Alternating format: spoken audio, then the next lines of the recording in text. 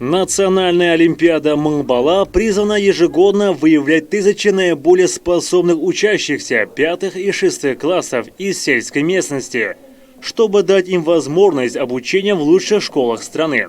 Сандугаш Слам из Сырдаринского района – победительница престижного конкурса. Сейчас она обучается в инновационной школе номер 10 города Кызылорды.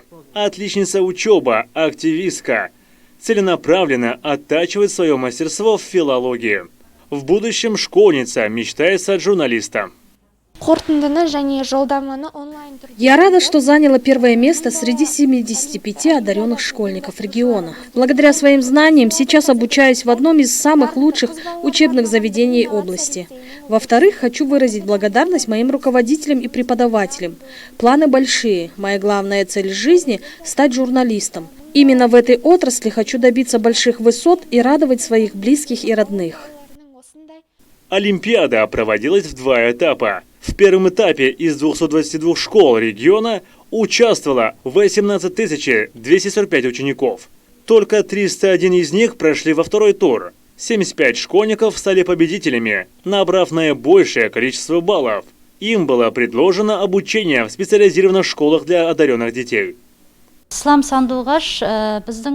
Мы гордимся своими учениками и выпускниками, которые окончили нашу школу и сейчас трудятся на благо нашей страны.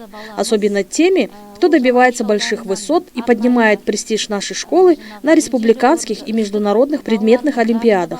Сандугаш Слам – одна из них. Во втором туре она смогла опередить 74 ученика. Мы надеемся, что она сможет преодолеть все трудности и воплотить в реалии все свои желания.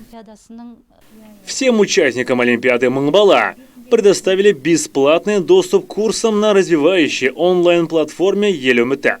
Сандугаш намерена и дальше оттачивать свои знания. Олжас Даудбаян Култанова, Айдус Исаев, Серикбол Жильдербаев, Индира Рейсова, Кызылординское общественное телевидение.